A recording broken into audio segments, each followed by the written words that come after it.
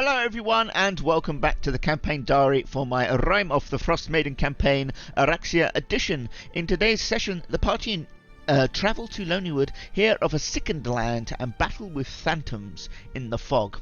So this session ends on midday-ish on the 1st of Anveraldin, a new month for us now in the Tirismere calendar and the second official month of spring for most of the world. So we begin at the end of last session at the council meeting, with basically Stronus and the gang having a little catch up at the Northlook Inn with Rune, and basically deciding what to do next. And yeah, they have a big old roleplay moment for the group, just to speak with Stronus and catch up on what they've done. Not really much to convey to you guys here, apart from Stronus does let us know that he may have a crush on someone, or had a crush on someone on one point, which Freda teases him about. And if you watched our fireside chat with Carl, you know that I said that I have someone in mind who that could be if he's going to continue up that little thing, and that is Kurga Stormwind, the Master of Relics at Caer Arcanus, who is still alive as far as Stronus is concerned, and probably still present at Mount Minrock or whatever, or doing something. As another note, if you guys have watched that chat with Carl, I am impressed, as all should you all be. All of his theories that he posed are more or less correct. I can't believe that he's figured it out. I mean, of everyone, he as a player has the most information to kind of figure it all out, like with Stronus' recognising the Aurora thing at the funeral, and Forsburn's like greater vision he's had with that orb. But yeah, the overarching plot about Aurora is like he's about her being the only one who knows what's actually beneath the glacier is 100% correct. So well done, Carl, for that. Obviously we're not going to tell him that it's correct, but congratulations to him nonetheless, and damn you, Carl, for figuring it out. Like, damn you. But anyway, yeah, there are a lot of good things in that chat, so I do encourage you to go watch it if you haven't already. Let's move on. After some going over like the officials of what this whole Jarlsmoot thing is about, and like, basically saying, like, technically that the Jarlsmoot thing can't be like properly authorised until all the speakers, or at least a representative of the speakers, can be found for each of the 10 towns. And Rune encourages the group to go investigate Lonleywood so they can find the speaker and or a representative who could act on their behalf, basically.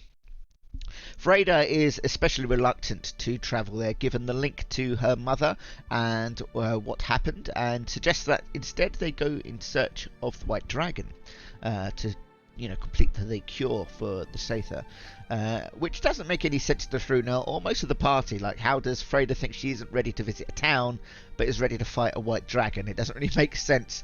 And after some persuading, Freda eventually rustles up the courage and agrees to go to Lonleywood.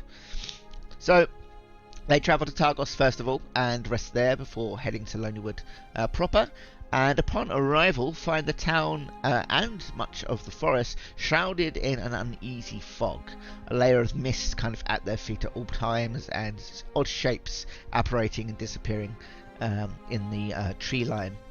They also experience a deep sickening feeling in their chest, a general sense of like sorrow and downiness, blueness within them. I tried to give some hints to the arcanely inclined of the undead nature of it all, like not 100% if that was picked up on. Of course, none of them are clerics, but yeah, Freda is the only one who is slightly spiritual, perhaps. I mean, Stronus now is also a little bit more religious with his interactions with Freya in the past. And Freda just notes that there is no connection to the spirits here at all. She's not able to reach out to them at all. So that's the only thing that she is given.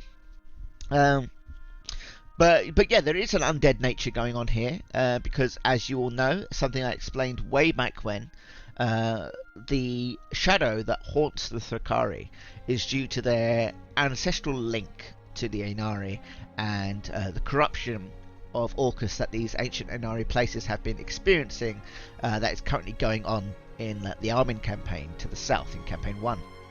And if you remember, Ilva revealed to Freda that when they first met, that her tribe were tricked into opening an elven tomb in the Lonleywood. So it's all kind of linked to that sickness that Orcus has been doing down south has kind of reached this far up north with this Inari tomb. So yeah, the group will soon discover more about this Inari link in Lonleywood, and possibly Freda will finally be able to atone for a lot of what has happened and discover the nature of her people and all that sort of stuff. We're going to get some good Thrakari, Inari, Nimue sort of lore here in the sessions to come.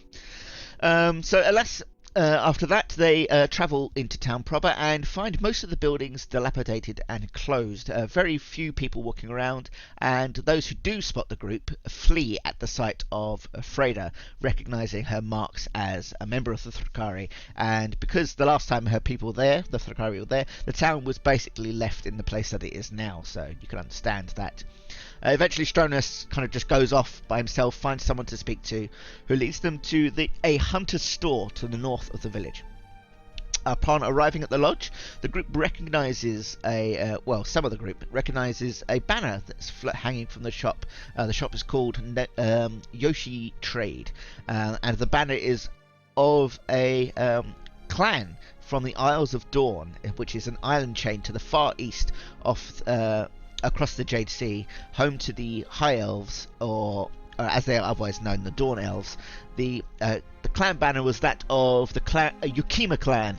Not that they necessarily knew what that entails, but they recognised it nonetheless. They also spot a moose that is chained to the store, and Mutiny decides to cast Speak with Animals and talk to it, something the group has yet to see her do at all, really.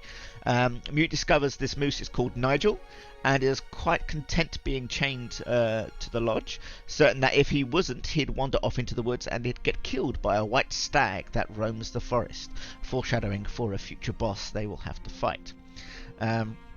There are a few other bits backs and forths, but it was mostly an opportunity for Susie to take the reins and have fun role-playing with the moose. It was an opportunity for me to put on a funny voice and to give the party a laugh, as this moose seemed to be unexpectedly aware of his place in the food chain and aware of his species' own stupidity and what they can cause and things like that. It was a very funny moment for them all.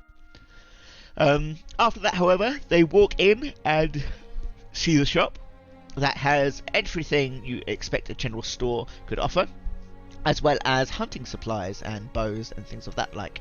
They see the Dawn Elf, who has long black hair tied up into a high ponytail with a streak of grey down it, almost like Doctor Strange like. And he has yellowish, almost golden coloured skin and nice, perhaps silken black, gold and red robes. He welcomes them in as recognizing them as outsiders, and recommends they get whatever they need and leave as soon as possible, for Lonleywood, he claims, is sick. The ground beneath is cursed and ill. The group question how he came to be in the Frostgales, to which he replies that he fled his homeland after his clan decided to do something that he didn't agree with.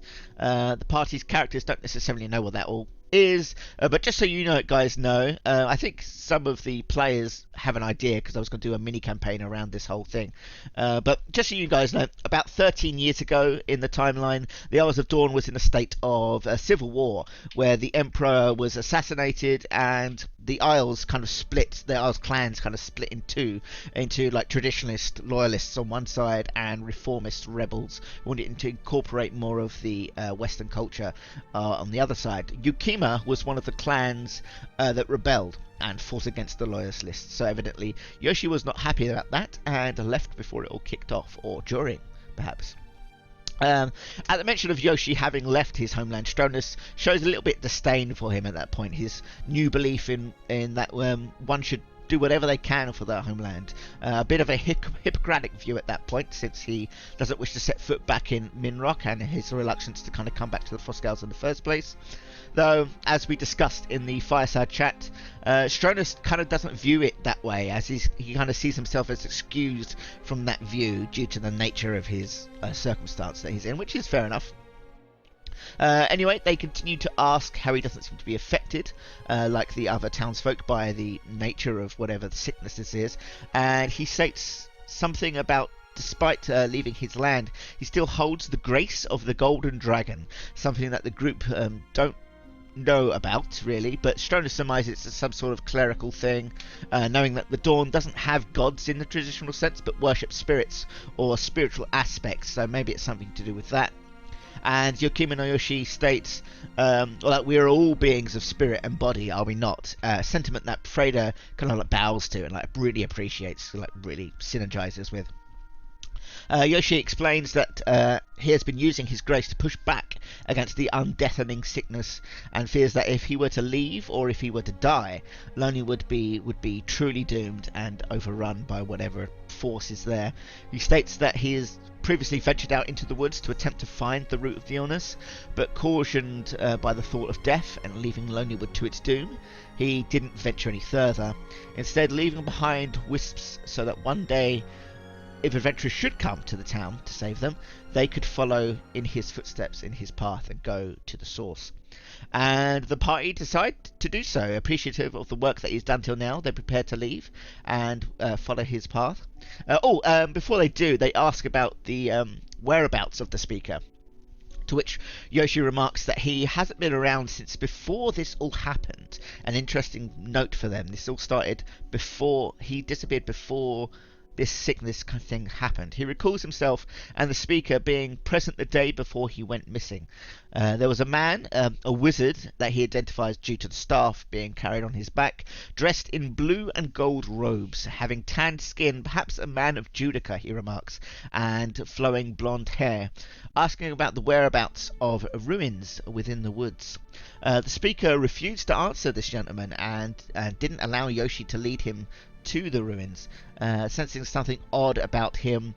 Back then they would have been a lot more cautious of foreigners, so yeah, maybe there was something else the speaker was recognizing. It was the day after that interaction that the speaker disappeared, and it's kind of gone lost.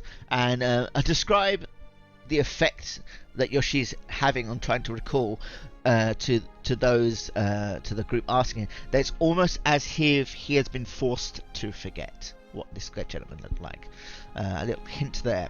So to you guys, I will let you know that the man in question is Imperius Solasta, one of the members of the Azarine Assembly that has been wandering around these parts doing things, and it seems may have been here 7 years ago, or just shortly before, doing something with these ruins. You should recognise that name. We talked about the Azarine Assembly some time ago.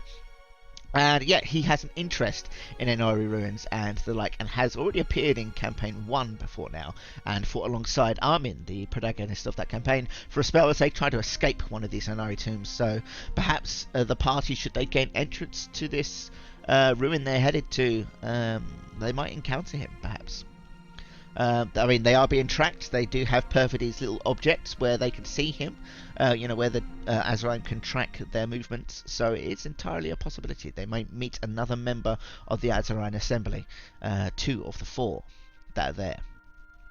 At any rate, getting what information they needed from Yoshi, and after Mutiny spent some of the party's money to buy herself a +1 longbow, being the main source of their DPS for most of the game so far, and continuing forward when we talk about the next session and moving forward.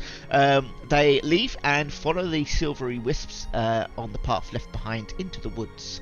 It was there before long they were attacked by fog creatures, strange wraiths or phantoms in the fog that could mimic humanoid shapes, and were almost recognisable from normal fog when not shifting in between forms.